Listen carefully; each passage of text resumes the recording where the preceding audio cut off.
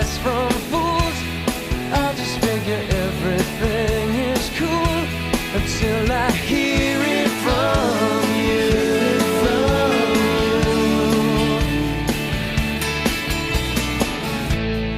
It gets hard, the memories faded. Who gets what they say? It's likely they're just jealous and jaded. Well, maybe I don't wanna take advice from fools. I'll just figure everything is cool until I hear it from you.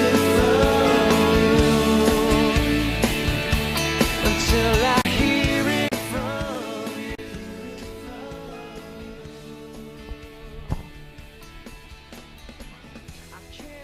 Hi, my name is Matt.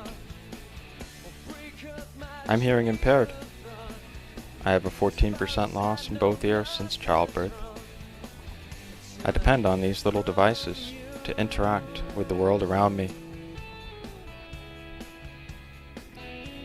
Life with hearing loss certainly hasn't been easy, and this is my story.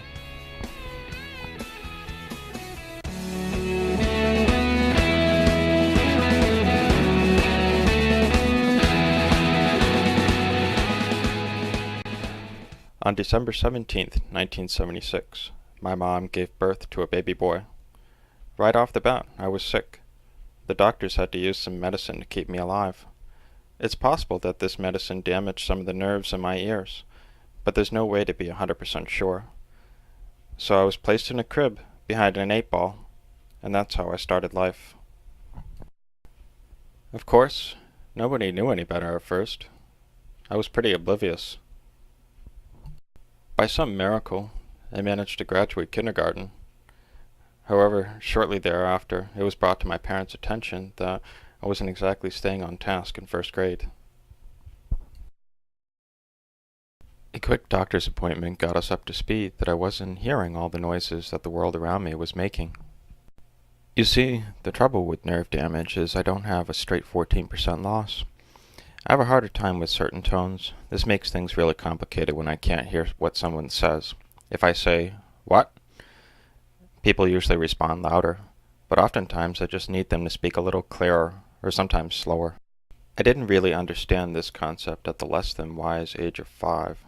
I was outfitted with hearing aids that made everything louder, but not exactly clearer. My first learning experiences depended heavily on observation. I learned a lot about what was right or wrong by watching people's reactions, what made them angry, sad, happy, frustrated, perplexed, you name it. Whenever my parents got into an argument, I couldn't understand what they were yelling, but I discovered that I didn't like it. I didn't appear to like it either, so I made a commitment to myself to avoid arguing or losing my temper. So I was generally pretty quiet and easygoing at school. Oh yeah, back to school. The school felt that I needed a fresh start, and bumped me back to a year of readiness. I said goodbye to my friends and joined a bunch of kids that were a year younger than I. As an added perk of evolving 80s technology, the school got their hands on an auditory trainer system. This archaic medieval device was intended to make learning easier for me. I had to wear a signal receiver box, and the teacher would wear the auditory trainer microphone, and it would transmit her voice to my ears wirelessly. The lame caveat was that I couldn't hear anything else while wearing this device.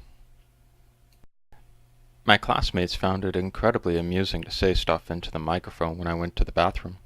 I can assure you, however, that this was only amusing to me the first couple of times. This was when I started to experience the unpleasantness of being different from my peers. When you are different at a young age, you find that your true friends are far and few. You usually get picked last for teams in gym class, and that kind of stings. I started to develop a deep admiration for sidekicks and underdogs.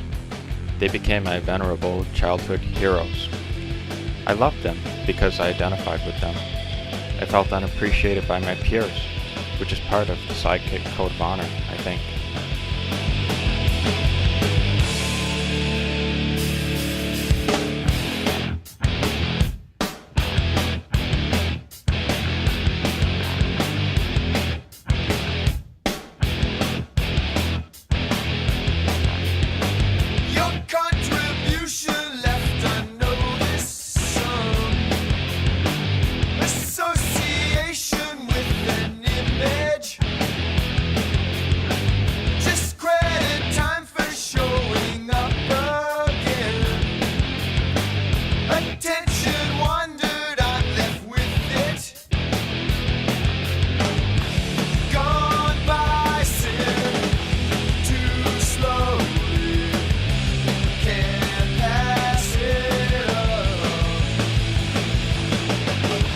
Then I thought nothing is right. I turned it off.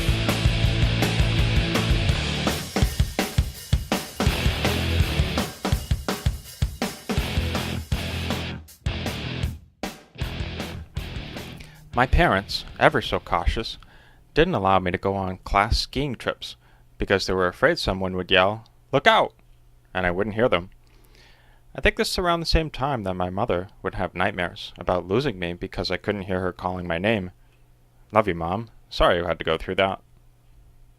I progressively grew disappointed and upset. I loathed being so different, and I began to refuse help from the school. Through middle school and high school, I refused to be put in special education classrooms with tutors. I stubbornly wanted to be with the normal kids. I wanted to fit in. It was a voyage filled with highs and lows. I graduated high school ranked in the very middle of my class. Perennial sidekick indeed. I also found that as you mature through your teenage years, you figure out who your true friends are. I had a handful of close friends and an awesome girlfriend upon graduation. Life was pretty good. I went to college while my girlfriend finished her senior year in high school. With a bit of distance between us, we kept the relationship alive for almost a year. Then she decided things were not working out, and she broke it off. Disenchanted, I gradually lost interest in school and work. I resorted to partying and video game all-nighters to fill the unexpected void in my life. My longing for acceptance led me to join a co-ed fraternity filled with a bunch of delightfully imperfect misfits such as myself. Good times were had. Understandably, colleges choose to retain students with high grade point averages, not high blood alcohol content. I was dismissed from school for poor academic performance and sent packing during the winter break of my sophomore year. My parents welcomed me home, but I couldn't face them. I was ashamed that I couldn't hack it on my own. I had let my parents down, I had let myself down. So I moved in with my old high school friends in their already overpopulated one-bedroom apartment.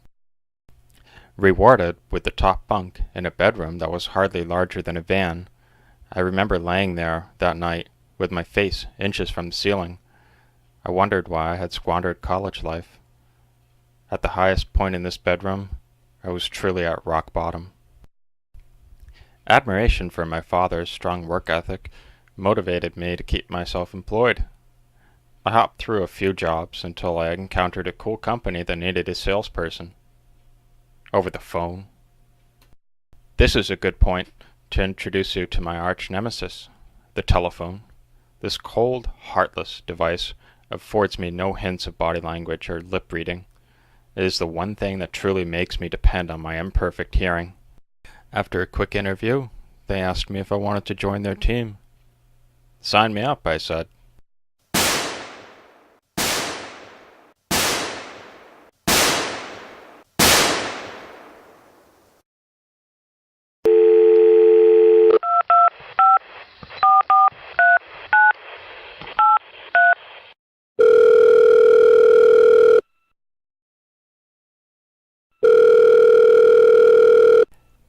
Thank you for calling the Edge Company. This is Matt speaking. How may I help you? I was reborn. On an average day, I would help around 120 different people over the phone, 8 hours a day, 5 days a week. Calls came in from all over the world. Different accents, noises in the background, you name it. I dove into this intimidating world and I flourished. I had conquered the most frightening adversary in my life. In the meantime, I met a spectacular gal over the internet, and we hit off splendidly. We dated a whole bunch and couldn't seem to get enough of each other. It wasn't long before we bought an old house and got married. So it was the two of us, her daughter, and my grumpy cat. We were all ready to try this thing called family. Families come with a lot of fine print that we don't take the time to read at first. Like most married couples discover, we found that marriage involves being able to admire all the great things that you love in your partner. and living with the things that are not so great. We are all imperfect, and sometimes those imperfections can put a strain on relationship. Sometimes those imperfections can lead to a disagreement that ends up with someone sleeping on the couch. The stubborn, never quit attitude that I learned through hearing impairment kept me going. The perspective that I had and the things that I learned through life helped me embrace the good and the bad in those that I love.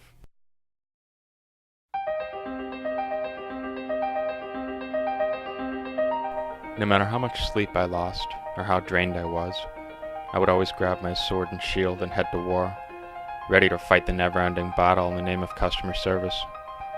The ability to recognize and accept my flaws gave me the strength to accept the flaws within others.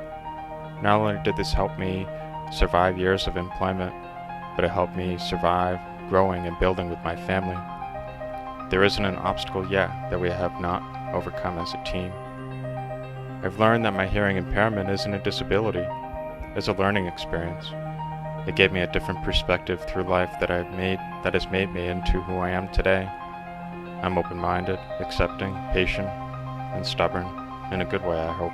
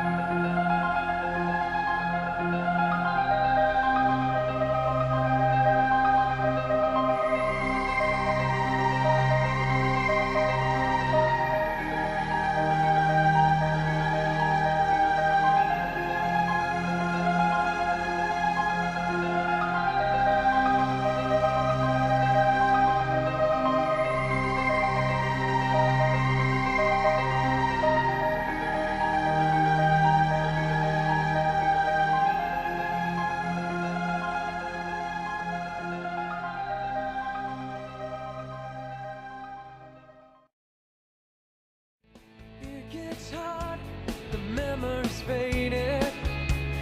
Who gets what they say? It's likely they're just jealous and jaded. Well, maybe I don't want to take advice from fools.